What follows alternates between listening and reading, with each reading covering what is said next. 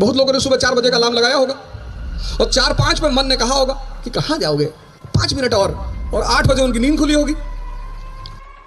क्या घोड़ा इतना दौड़ता है, उसका जीवन सिर्फ 20 वर्ष है, और अजगर सिर्फ सोता है, उसका जीवन 100 वर्ष है।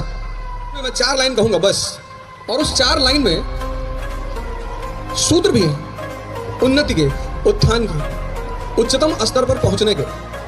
आप सभी जितने लोग यहां बैठे हैं, सबकी अपनी महत्वाकांक्षा है, किसकी नहीं है। यहीं से यह कविता शुरू होती है।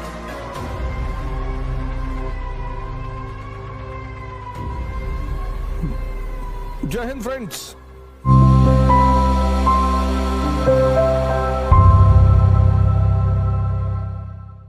हरि सिंह दिनकर और निराला जी और ऐसे बहुत सारे भारत के कवि जिन्होंने हमेशा समाज को आईना दिखाने का काम किया, उसमें से रश्मिरथ मुझे बहुत ज़्यादा पसंद है, बहुत। और मैं यहाँ बैठे समस्त जो मेरे मित्रगण हैं, मैं उनसे निवेदन करूंगा कि आप रश्मिरथ जरूर पढ़ें। आदरणीय मुख्यमंत्री जी के सम्मान में मैं 4 लाइन कहूंगा बस, और उस 4 लाइन में सूत्र भी हैं उन्नति के, उत्थान के, उच्चतम स्तर पर पहुंचने के। आप सभी जितने लोग यहां बैठे हैं, सबकी अपनी महत्वाकांक्षा है, किसकी नहीं है। यहीं से यह कविता शुरू होती है। वसुधा का नेता कौन हुआ, भूखंड विजेता कौन हुआ, अतुलित यश क्रेता कौन हुआ, नवधर्म प्रणेता कौन हुआ। वसुधा पूरी दुनिया का नेता कौन हुआ, प्रभु श्री राम। भूखंड विजेता कौन हुआ, सम्राट अशोक। अतुलित यश क्रेता कौन हुआ, श्री कृष्ण। नवधर्म प्रणेता कौन हुआ, भगवान बुद्ध। कौन हुआ मतलब वो कवि कह रहा है कि कौन लोग ये सब हुए, ऐसा क्या चरित्र है उस व्यक्ति का, क्या नेचर है उस व्यक्ति का जो वसुधा का नेता हुआ, भूखंड का विजेता हुआ। तो अगली लाइन में उसको एक्सप्लेन करते हैं। जीवन में जिसने आराम का त्याग किया और विघ्नों में भी काम किया। महत्वाकांक्षा के साथ जो चीज चलती है,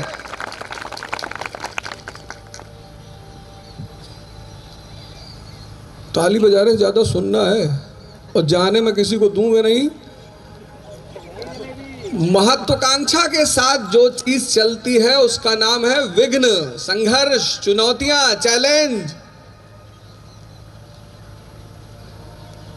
विघ्नों में जिसने काम किया,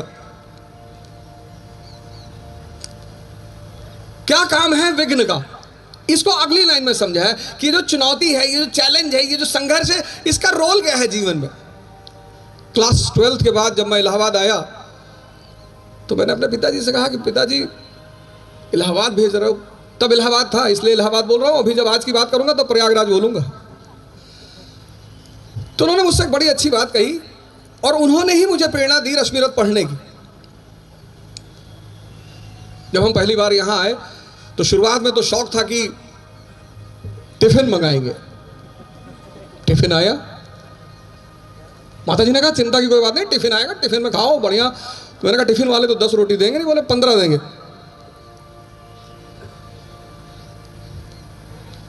टिफिन आई पहले दिन। दाल में जब मैं दाल खोजने लगा तो दाल थी ही नहीं। 10 दिन टिफिन का खाना खाया, पीलिया का सौगात मिला, पीलिया हो गया, घर भागे। तो पिताजी ने कहा ऐसे थोड़ी, अब गए हो तो खुद से खाना बनाओ। विघ्नों में जिसने काम किया, विघ्न का काम क्या है, संघर्ष का काम क्या है। जीवन में विघ्न जब आता है, क्या आंसर है उसका। जीवन में विघ्न जब आता है, सोते से हमें जगाता है। जगाने का काम है संघर्ष का, जगाने का काम है विघ्न का। आरंभिक जीवन के 15 वर्ष आप परिवार में रहे, घर में रहे, माँ बाप के साए में रहे, खूब मस्ती किया और माता जी ने लौकी की सब्जी बना के दी और आपने उठा के फेंक दिया कि रोज रोज लौकी खाएंगे, दिमाग खराब है। जीवन में विघ्न जब आता है सोते से हमें जगाता है। कैसे कैसे जगाता है? अगली लाइन है, मन को मरोड़ता है पल पल, तन को झकझोरता है पल पल। तो महत्वाकांक्षा की जो पहली सीढ़ी है वह है विघ्न, संघर्ष। इससे आप भाग ही नहीं सकते। जब भी मैंने क्लास लिया, जहां भी क्लास लिया पूरे भारत में, यहां तक कि मैं भारत से बाहर जब मैंने क्लास लिया तो मैंने ध्यान और योग से ही शुरुआत की। जो पहला पोस्ट आज के प्रोग्राम पे मैंने डाला, मैंने यही लिखा कि सृजन की सबसे बड़ी आवश्यकता है शक्ति। आप कुछ सृजन करना चाहते हैं, कुछ बनना चाहते हैं, समाज में अपना स्थान बनाना चाहते हैं, बिना शक्ति के आप कहते हैं सर हम तो गुटखा खा के बना लेंगे।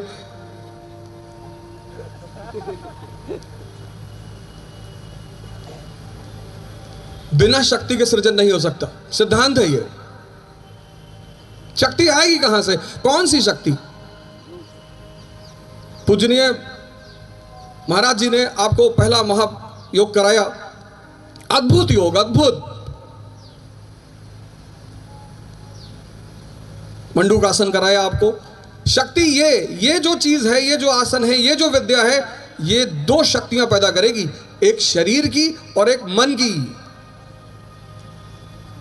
साइकोलॉजी आज एक सब्जेक्ट पैदा हुआ पश्चिम में। साइकोलॉजी बेटा है पूंजीवाद का। इस देश ने मन का अध्ययन आरंभिक काल से, और सिर्फ अध्ययन नहीं, उस पर विजय। जीवन में विघ्न जब आता है सोने से हमें जगाता है, मन को मरोड़ता है पल पल। देखो तैयारी कर रहे हो आईएएस की, मन को मरोड़ता है पल पल कि कहां पढ़ रहे हो, सबका थोड़ी होता है। मन बड़ा प्यारा इंस्ट्रूमेंट है शरीर के अंदर, कुछ भी तर्क दे देगा, कुछ भी। बहुत सारे लोगों ने वादा किया हम आएंगे, लेकिन शायद मन ने नहीं आने दिया। किसी साहब ने मुझसे कहा कि आप योग ध्यान वगैरह की बात करते हैं। मैंने कहा हाँ।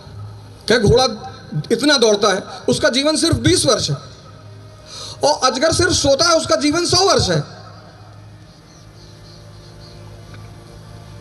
मन, क्योंकि मन के तर्क बड़े प्यारे, बड़े विचित्र। बहुत लोगों ने सुबह 4 बजे का अलार्म लगाया होगा और 4-5 पे मन ने कहा होगा कि कहां जाओगे? अच्छा जाओगे 5 मिनट और 8 बजे उनकी नींद खुली होगी। पश्चाताप करेंगे, अभी मैसेज भेजेंगे, सर माफी चाहते हैं, सर गलती हो गई, सर पैर में बहुत दर्द हो रहा था, सर